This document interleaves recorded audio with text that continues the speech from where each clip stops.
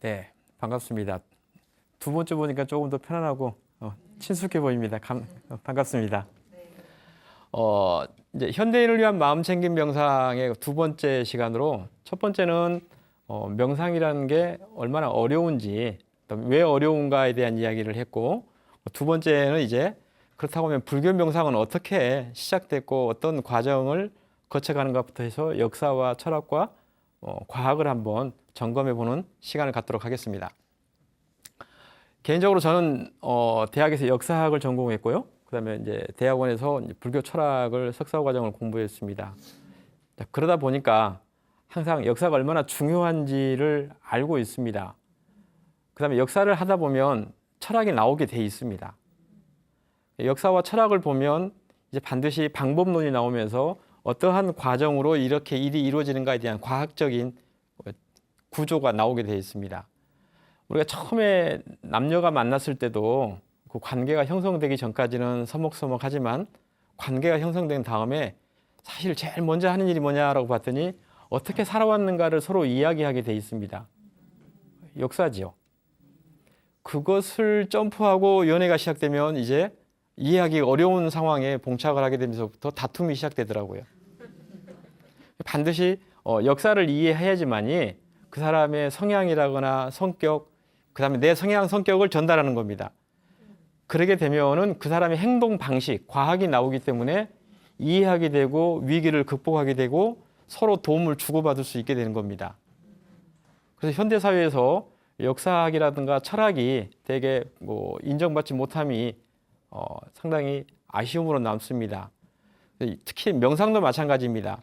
마음챙김 명상을 배우러 들어왔으면 마음챙김 명상과 함께 명상을 할 때 이 마음챙김 명상에 대한 역사라거나 철학이 궁금해지지 않는다면 그 사람의 발전 방향성이라거나 깊이라거나 확산까지가 상당히 힘들 것이다라고 하는 거죠. 그래서 저는 반드시 마음챙김 명상을 전달하고 지도할 때 역사와 철학에 대해서 틈틈이 소개하고 있습니다. 그래서 오늘은 마음챙김 명상의 역사가 어디까지 갈 것인가를 한번 보는데 거슬러 올라가고 거슬러 올라가면 마지막에 남는 경우가 부처님이시죠. 처음부터 부처님은 아니었습니다. 부처님 이전엔 왕자였고 왕자 이전에 어린아이였습니다. 그런데 제가 읽었던 책 중에 마크 앱스타인의 트라우마 사용 설명서라는 책을 봤는데 상당히 신선하고 충격적인 멘트가 있었습니다. 동양의 불자들은 부처님을 교주로 모신 나머지 그의 스트레스라든가 그의 괴로움을 너무 가볍게 여긴다. 자, 그렇기 때문에 마음챙김 명상이 어떻게 시작됐는가에 대해서 너무 높은 수준으로 이해하게 되는 결과에 도달하게 됩니다. 처음부터 부처님이었다고 착각하기 때문에 저 부처님이 가르쳐 준 것이라고 이해해 버릴 수가 있다는 거죠. 그런데 만약에 부처님의 어린 시절부터 시작을 해서 저 명상이 어떻게 등장하게 됐는가를 이해한다면 자기 자신의 괴로움과도 등치시켜 볼 수가 있게 되는 겁니다. 그리고 부처님이 항상 하셨던 말씀처럼 저도 인간이고 나도 인간이다. 저 사람이 했다면 나도 할 수 있다라고 하는 자신감도 생기게 되고 자신감은 곧 인내력을 낳게 될 겁니다. 그래서 부처님은 어떻게 명상을 하게 됐는가를 되돌아봤더니 앱스타인은 세 가지의 큰 고뇌를 찝어냈습니다. 엄마 잃은 아기라는 거죠. 태어나서 일주일 만에 마야분이 돌아가셨습니다. 실질적으로 생각해 보시자면요. 아기에게 있어서 엄마는 하늘입니다. 뱃속에서 어머니의 심장 소리 듣고 어머니의 호흡을 피로 받아서 숨쉬고 어머니 피 속에 있는 영양분으로 자기 자신이 성장하면서 같이 자랐는데 태어나서 일주일도 못 됐는데 어머니가 돌아가셨어요. 그러면 이 어린 아기는 어떤 의식이 형성돼 가겠습니까? 편안하지 못함, 불편함. 아무리 이모라고 하지만 이모의 심장 소리와 어머니의 심장 소리는 다르단 말이죠. 그래서 시다르타 왕자는 첫 번째 제일 큰 스트레스, 제일 큰 트라우마는 어머니의 부재입니다. 두 번째는 뭐냐면은 조국의 정치적 위험입니다. 실질적으로 역사적으로 부처님이 되신 이후에 얼마 안 있다가 부처님의 나라가 멸망했습니다. 옆에 있는 큰 나라로부터 점령당하죠. 그 이전에는 어땠냐라고 했을 때 수시로 정치적인 위협을 받았습니다. 그때 당신의 신분은 왕자였습니다. 얼마나 부담스러웠겠습니까? 너는 잘 돼야 된다. 네가 잘 돼야 이 나라의 훌륭한 정치 지도자가 되고, 그러면 이 어려운 상황에 너의 리더십이 우리의 국민들을, 우리의 국가를 유지할 것이다 라고 하는 압박감은 적지 않았을 겁니다. 두 번째, 조국의 운명, 이게 두 번째라면 세 번째는 자기 자신도 정리가 안 돼 있는 상황인데 결혼하고 애를 낳았습니다. 어쩌다가 부부가 되고 어쩌다가 부모가 됩니다. 여러분도 결혼하신 분이라면 충분히 공감할 수 있습니다. 결혼을 했더니 남편 노릇을 어떻게 해야 될지 잘 모르는 채로 연애할 때와 똑같은 행위를 해요. 여전히 결혼한 다음에도 오빠 동생하고 있어요. 부부 역할을 잘 못하는 거죠. 애가 태어났는데 이거 어떻게 해야 될지를 모르는 거죠. 이런 삶 속의 경험들을 충분히 했던 분들이라면 왕자의 세 가지의 큰 스트레스가 뭔가를 공감할 수 있습니다. 보통 사람들은 경험할 수 없는 어머니의 상실, 조국의 위험, 그 다음 개인적인 삶에 대한 혼란입니다. 이것들이 붓다라고 하는 분이 나는 누구인가를, 삶은 무엇인가를 궁금해하는 원초라면, 우리가 생각하는 그런 교주로서의 붓다가 아니라 인간으로서의 한 사람으로 본다면 충분히 공감할 수 있는 상황이 되는 겁니다. 이 역사 속에, 이 경험 속에 붓다는 출가를 결심하게 되는 겁니다. 괴로움이 클수록 얻는 게 크다라고 했을 때 여러분의 괴로움은 어느 정도 크기가 되는가를 한번 돌이켜 볼 수 있는 시간이 됐으면 좋겠습니다. 붓다의 크기는 이 정도였습니다. 그 다음, 붓다는 그 스트레스 속에서 마음이 가질 수 있는 세 가지의 큰 모습이 있습니다. 탐진치라고 있습니다. 세 가지를 골고루 인생을 다 통해서 경험했답니다. 붓다가 되기 전까지. 그래서 이게 붓다의 철학인데요. 화려한 궁중생활입니다. 개인적으로 95년에 제가 대학을 졸업한 이후로 제일 먼저 하고 싶었던 것은 성지순례였습니다. 그래서 중국을 통해서 도남으로 티벳을 지나서 히말라야를 지나고 네팔을 통한 다음 제일 먼저 갔던 곳이 부처님의 궁궐이었습니다. 보통 경에 계절별로 궁궐이 있다라고 이야기했습니다. 그래서 부처님의 그 동네에 가서 궁궐을 직접 봤습니다. 애터를. 뜻밖에도 좀 초라해서 약간 실망을 했습니다.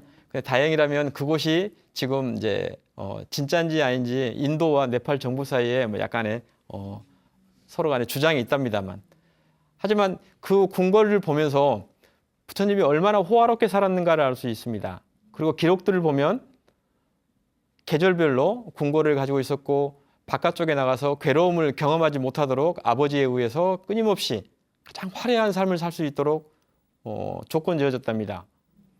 그분이 가질 수 있는, 우리가 가질 수 있는 이 탐욕의 삶을 충분하게 경험하셨습니다. 그럼에도 불구하고 아까 그 세 가지의 괴로움은 사라지지 않았습니다. 그 괴로움이 사라지지 않았기 때문에 결국엔 29의 왕자는 출가를 하게 되고요. 출가를 하게 되면서 제일 먼저 만났던 수행법이 숲속에 있는 삼매 수행자들입니다. 그런데 이 삼매 수행자들의 특징을 보면 왜 하는가에 대해서 궁극적인 목표의식은 신을 경험하려고 하는 것이다 라는 걸로 갑니다. 철학이 브라만에 대한 경험입니다. 붓다는 브라만을 경험한다고 했을 때 나의 이 스트레스와 나의 이 괴로움이 해결되었는가라는 질문을 했습니다. 하지만 그 질문에 답이 나오지 않았습니다. 그래서 당시에 스승으로 모셨던 그 두 명의 위대한 요가 수행자에게 이 괴로움이 사라지지 않는데 당신들은 사라졌는가라고 질문했습니다. 그랬을 때 두 명의 스승이 비슷하게 대답합니다. 사라지지 않았다고. 그런데 왜 이 일을 계속하고 있습니까? 라고 물었더니 그래도 높이 왔고 그래도 많은 사람들이 나를 따르고 있으니 이 정도로 만족하고 여기서 나랑 같이 있지 않겠느냐라고 권유합니다. 그때 부다는 말씀합니다.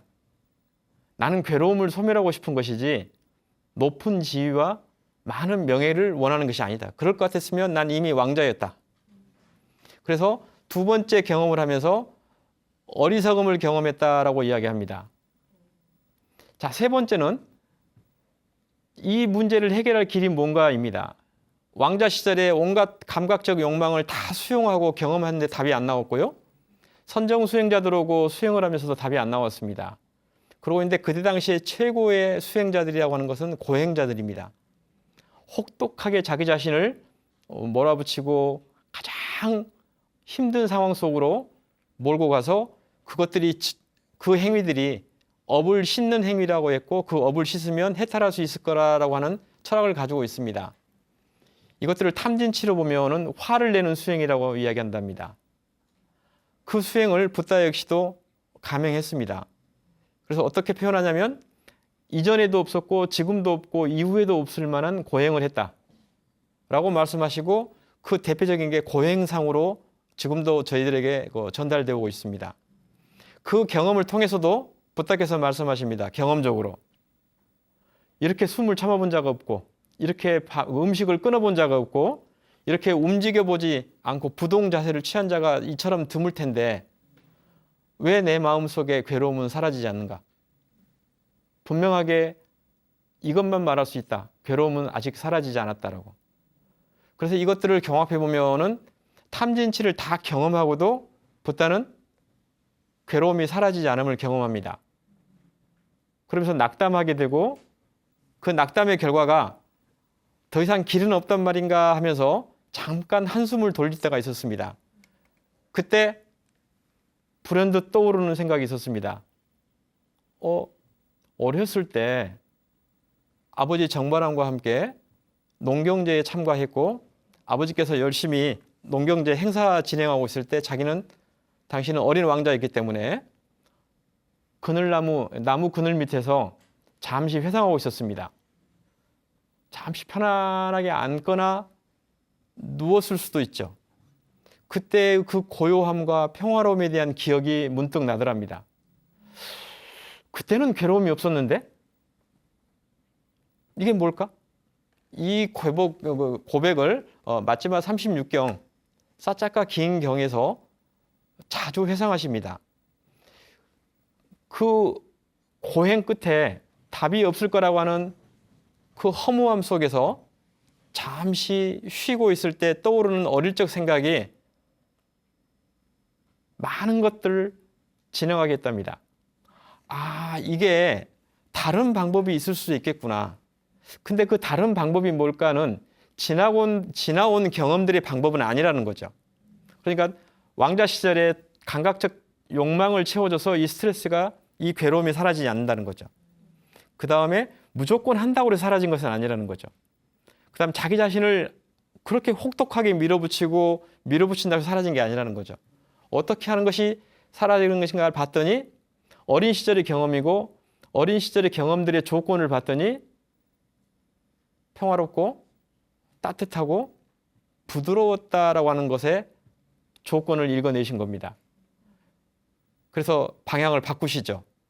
일단 몸에 힘을 좀 내야 되겠다. 그것이 유명한 수자타의 첫 번째 공양에 우유죽을 드시게 되는 상황입니다. 그래서 부처님께서는 그때 그 경험들을 아무리 되돌아봐도 감각적 욕망에 기인하는 것도 아니고 어리석음 때문에 나오는 것도 아니고 자기 자신을 학대해서 나오는 것도 아니라는 사실에 주의를 기울여 두시고 그러면 몸을 회복시킨 다음 새로운 방법을 찾아야 되겠다라고 하는 것이 부처님의 명상법의 대전환입니다. 이걸 잘 기억하고 있어야 여러분들이 앞으로 명상하실 때 부처님하고 똑같이 하셔야 됩니다. 감각적 욕망을 가지고 명상할 필요가 없고요. 앞뒤 없이 무조건 한다고 되는 문제가 아닙니다. 그 다음 자기 자신을 밀어붙이고 자책하고 꾸중하면서 명상할 수 있는 것은 아닙니다. 좋은 조건을 만들고 평화롭게 만들고 따뜻하게 만들어 놓은 상태에서 이것이 무엇인가라고 하는 질문을 할 수 있게 돼야 된다라고 하는 겁니다. 자, 그래서 부처님께서 궁극적으로 이제 깨달음을 얻고 난 다음 정리하신 명상법이 마찌마 니까야 118경에 나와 있습니다. 여기 보면 아주 간단하게 나와 있습니다. 숨이 길게 들어온다라고 알면 되는 거고요. 숨이 짧게 들어오면 짧게 들어온다고 알면 되는 겁니다. 그 다음 숨이 길고 짧은 것을 알고 나면 그 다음에 어떻게 되냐라고 했더니 숨이 전체가 보이게 되는 겁니다.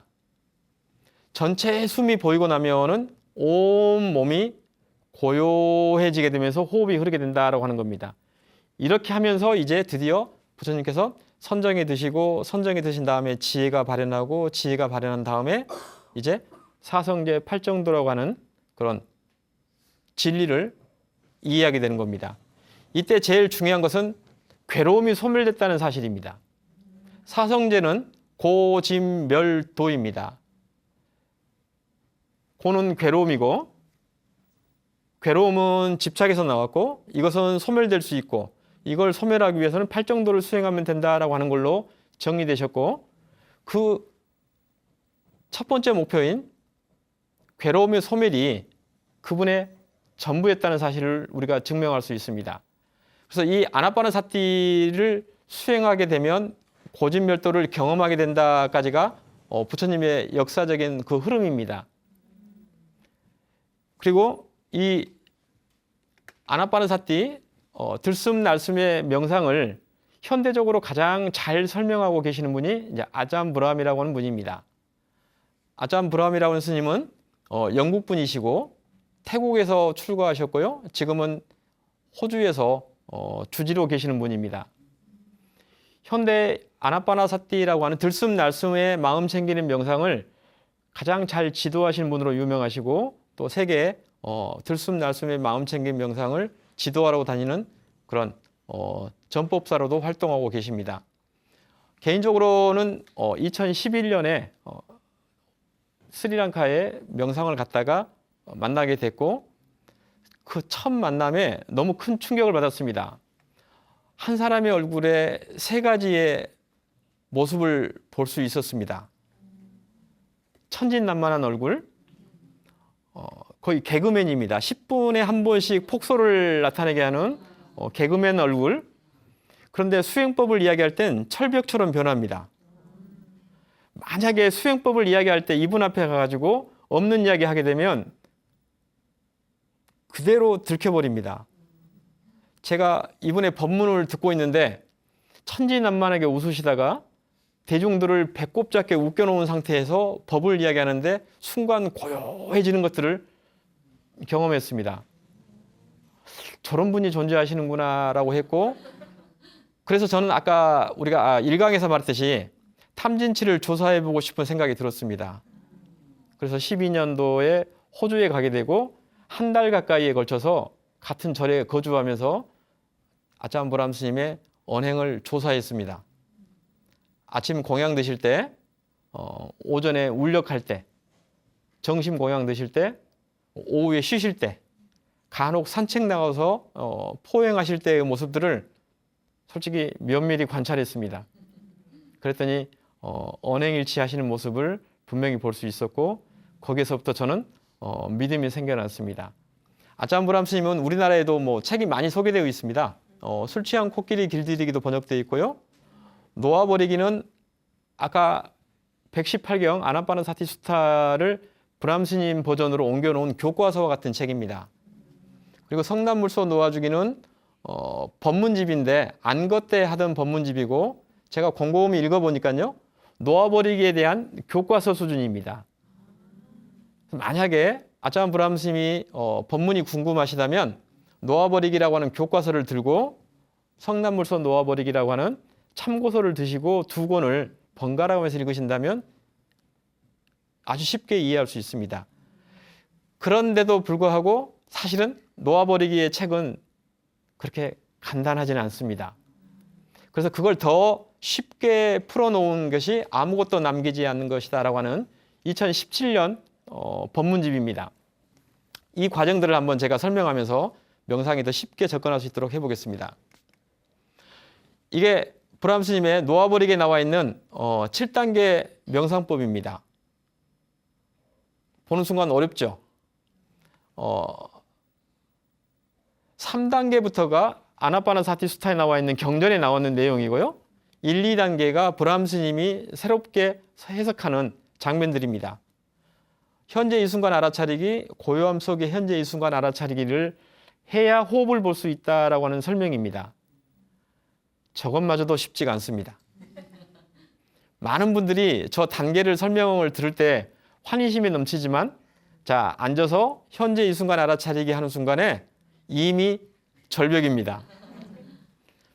브람스님도 그걸 인지하셨나 봅니다. 당신은 이 과정들을 통해서 수련의 진전이 있었지만 주변에 제자들 사이에 많은 어려움을 인지하시고 많이 변하셨더라고요. 2017년 1월에 브람스님을 새로 만나고 브람스님의 법문을 듣는데 정말 저분이 변했다는 것을 확인할 수 있었습니다. 1, 2단계 설명하기 이전에 평화로워야 된다는 이야기를 끊임없이 반복하셨습니다. 물론 그 전에도 친절해야 된다, 부드러워야 된다, 따뜻해야 된다는 법문을 분명히 하셨습니다.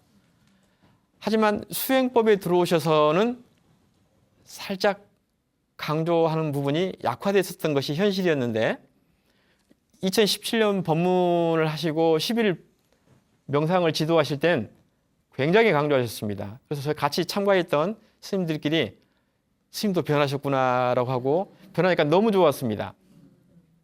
실질적으로 제 경험에 의하면 스님이 법문 10일을 하시는 동안에 제가자들하고 호주에서 법문할 땐 이런 식으로 법문하십니다. 첫날 법회가 진행되면 일정을 다 소개하신 다음 이 일정표는 여러분들이 여기 올 때 이해하기 위해라고 제시한 것이지 반드시 따라서 하라고 하는 일정표는 아닙니다. 여기 오시는 걸로도 충분하고 이미 왔으므로 충분합니다. 가는 그날까지 편히 쉬길 바랍니다.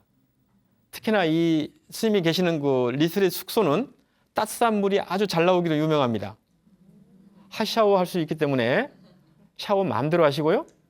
그 다음에 주변이 호주 얼마나 그 대륙이지 않습니까? 주변이 산책하는데 한 1시간 정도를 산책할 수 있는 숲속입니다. 그래서 9박 10일의 법문이 진행되는 동안에 출석할 일은 없고 출석을 부르지도 않는다. 지금부터 자유롭게 9박 10일을 있다 갔으면 좋겠고 단지 하나만 지켜달라고 요구하셨습니다. 침묵. 저녁에 법문 질의응답 시간을 뺀 나머지 시간은 침묵해 주기를 원하셨고 그거 외에는 자유롭게 하기를 원하셨습니다. 그래서 분명히 부드럽고 친절하고 따뜻했지만 법문은 따뜻했지만 수련법에 들어가면은 어려웠습니다. 그런데 2017년에 만났을 땐 법문 속에서도 따뜻했고 수련법 속에서도 따뜻했습니다. 어떻게 하냐라고 했더니 평화롭게 해야 된다는 말을 끊임없이 반복하셨습니다. 그러시면서 나오는 게 피소메타였습니다. 우리 자동차를 타면 자동차 엔진에 움직이는 RPM을 느낄 수가 있죠. 그것이 메타기 아닙니까? 측정기입니다. 그 측정기를 보면 차의 상태를 읽어낼 수 있습니다. 고요한지 힘을 내야 되는지 아니면 불안한지를.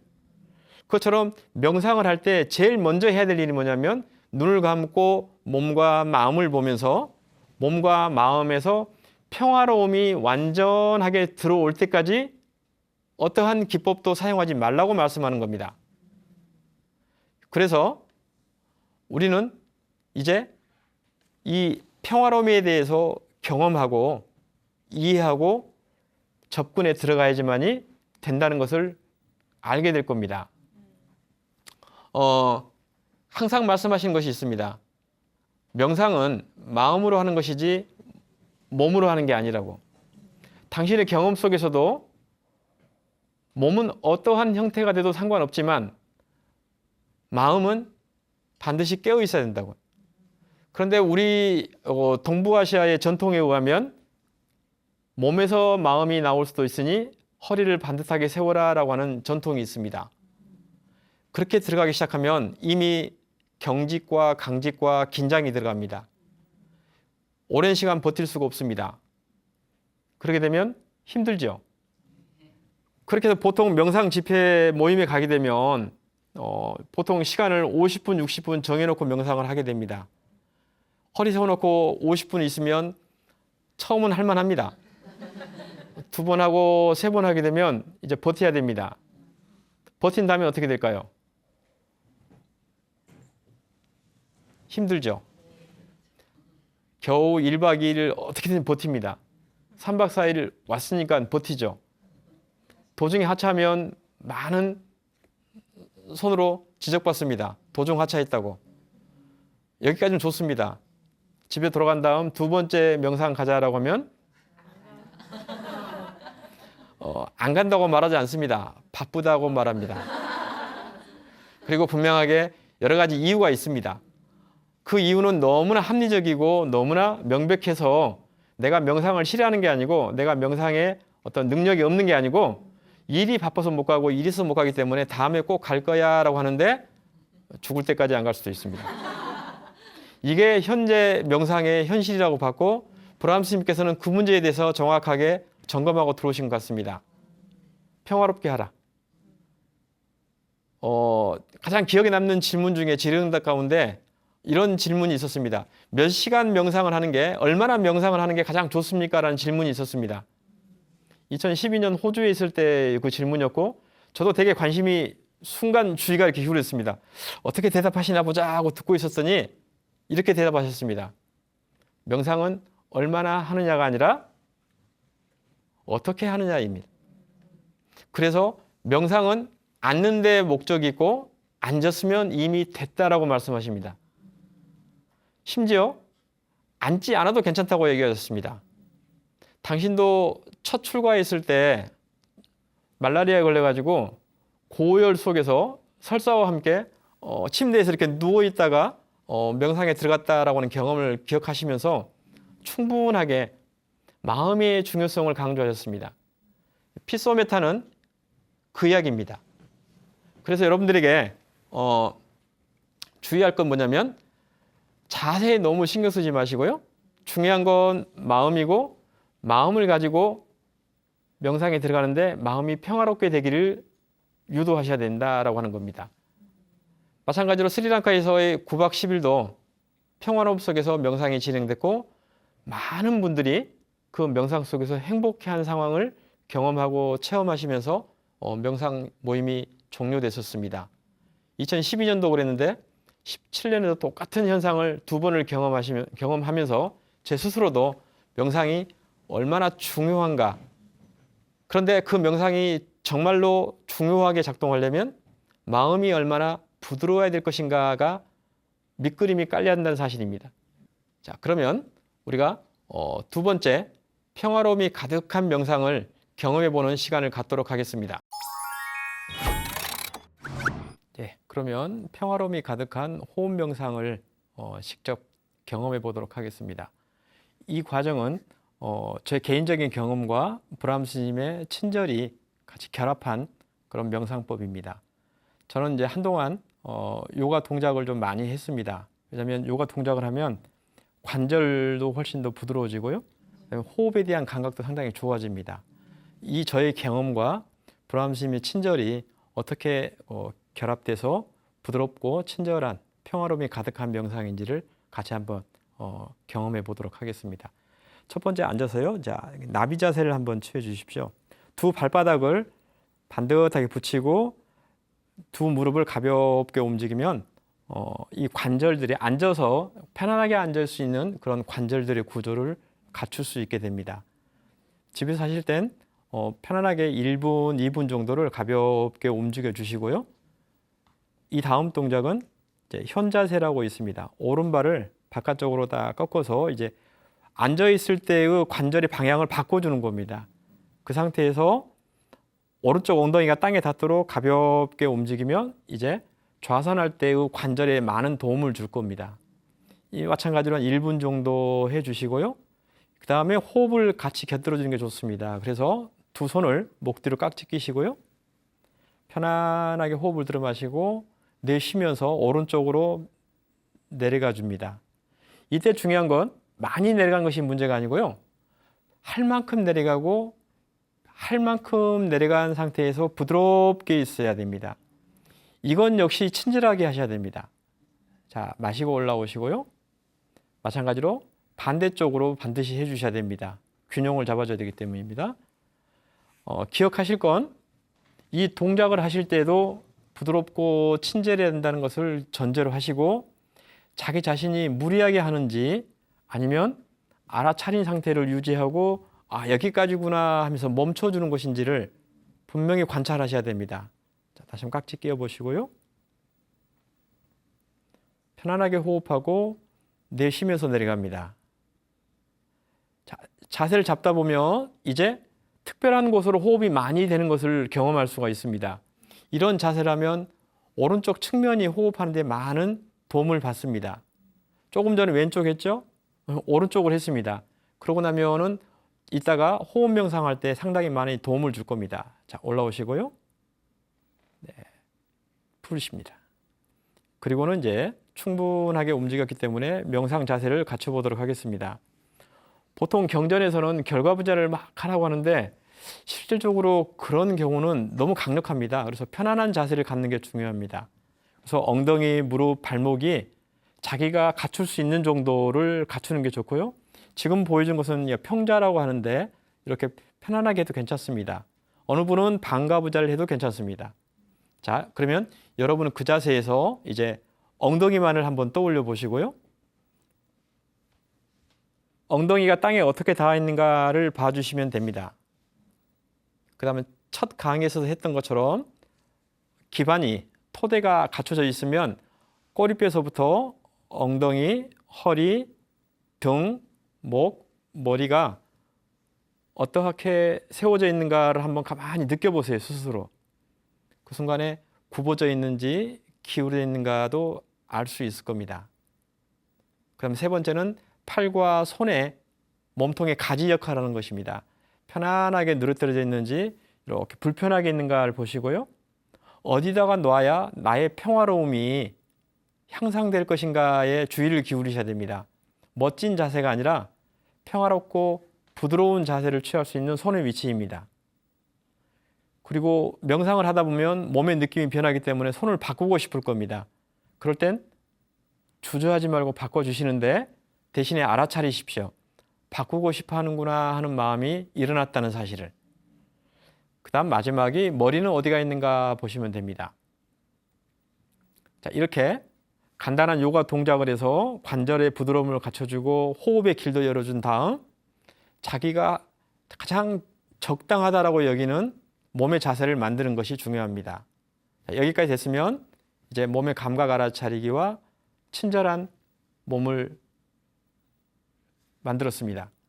자, 그러면 그 다음부터는 눈을 감으시고요. 그냥 호흡을 바로 보라고 하는 순간 어디서 어떻게 볼 것인가 라고 하는 답답함이 있습니다. 그래서 친절하게 여러분들에게 호흡을 가르쳐 드리도록 하겠습니다. 자, 지금부터는 간단하지만 여러분들의 호기심을 유도할 만한 호흡의 멘트를 제시해 보겠습니다. 윗입술과 코끝 사이에 호흡의 출입구가 있습니다. 호흡의 출입구엔 두 개의 문이 있습니다. 오른쪽 문과 왼쪽 문. 어느 쪽 문으로 호흡이 더 많이 출입하고 어느 쪽 문은 호흡이 막혀 있는가를 관찰해 보십시오. 50대 50의 균형 감각을 가지고 호흡이 흐르는 경우는 거의 없습니다. 비스듬하지만 차이가 있고 어느 경우는 차이가 많습니다. 윗입술과 코끝 사이에서 두 코의 호흡 흐름을 한번 가만히 관찰해 보십시오.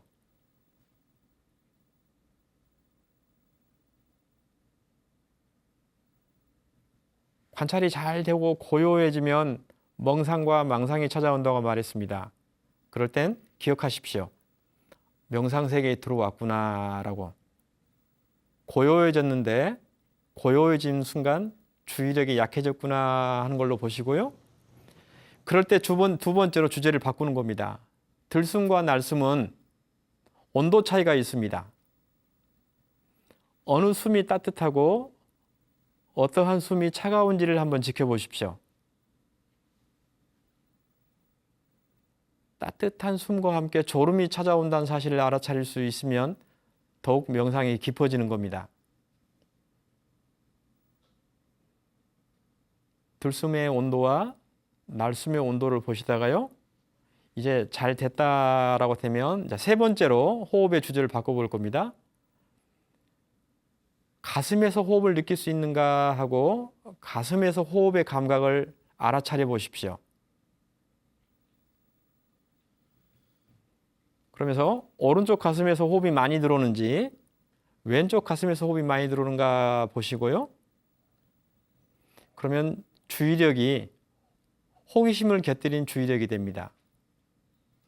자, 그러다가 복부로 내려가서 배꼽을 중심으로 위, 아래, 오른쪽, 왼쪽으로 호흡의 감각이 달라질 수 있습니다.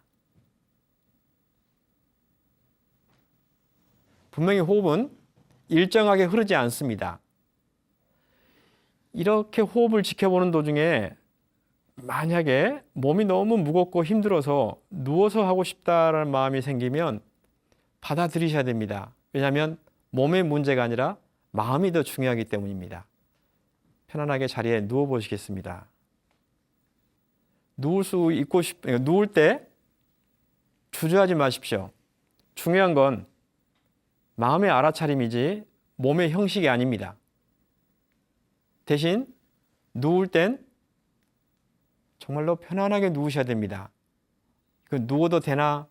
누우면 어떡하지? 남들이 보면 어떡할까라고 타자를 의식하지 마십시오. 중요한 건 여러분은 지금 호흡에 마음 챙김하는 명상을 수련하고 있습니다. 내면의 세계로 돌아오시고요. 자기 자신의 호흡이 어디에서 알아차려지는지 어떻게 들어오고 나가는가를 보시다가 분명히 놓치게 될 겁니다. 놓치면 멍상과 망상으로 간다라고 얘기했고 언제 놓치는가를 지켜보면 잘 될 때 놓치는 겁니다. 자기 자신을 자책하지 마시고요. 아이고 또 이렇게 놓쳤어 라고 하는 건 명상의 과정을 아직 이해 못한 결과입니다. 부드럽게 하시고요. 분명하게 이해하면서 친절하게 하십시오. 충분히 누웠다 싶고 이제 다시 앉고 싶을 땐 마찬가지입니다. 다시 자세를 바꿔서 자리에 앉아도 괜찮습니다. 중요한 건 마음이라는 이야기에 항상 기억해 주셔야 됩니다.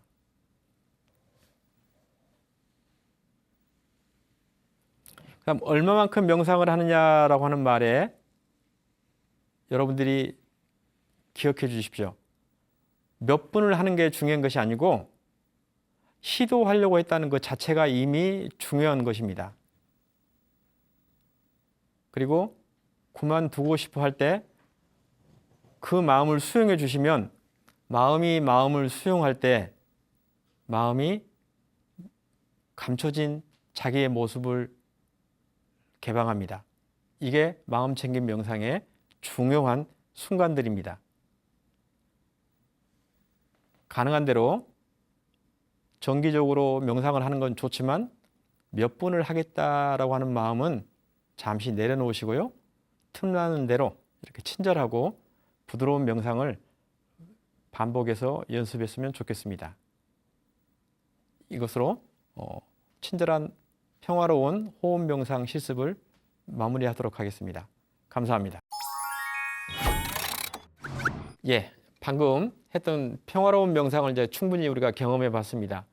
명상은 하고자 한다고 했을 때 그렇게 쉽게 되는 게 아니라는 이야기를 지난 1강에도 말씀드렸고 오늘도 말씀드리고 있습니다. 그렇기 때문에 어렵다는 사실을 인정하고 들어간다면 어려운 것을 쉽게 할 수 없다는 사실 때문에 자기 자신에 대해서 자책하지 않을 겁니다. 넓은 마음과 친절한 마음을 반드시 기억하셔야 됩니다. 그래서 넓고 느긋한 마음을 가지고 부드럽게 가고 친절할 때 명상은 계속할 수가 있습니다. 그래서 우리의 선가에 이런 말이 있습니다. 호시우보라고. 마음은 호랑이처럼 깨어있지만 몸의 행동은 소처럼 느긋하게 가란 말이 있습니다. 그래서 제일 중요한 건 의식은 살아있고 외적인 행동은 부드럽게 해야 됩니다. 왜냐하면 시간은 그렇게 후다닥 누적되지 않습니다. 물리적인 시간을 충분하게 인정해 주는 게 가장 완성도 높은 방법이라는 사실을 기억하시고요. 다음 만날 때까지 느긋한 마음으로 깨어있는 의식으로 명상을 반복 연습해 주시길 기대하겠습니다. 감사합니다.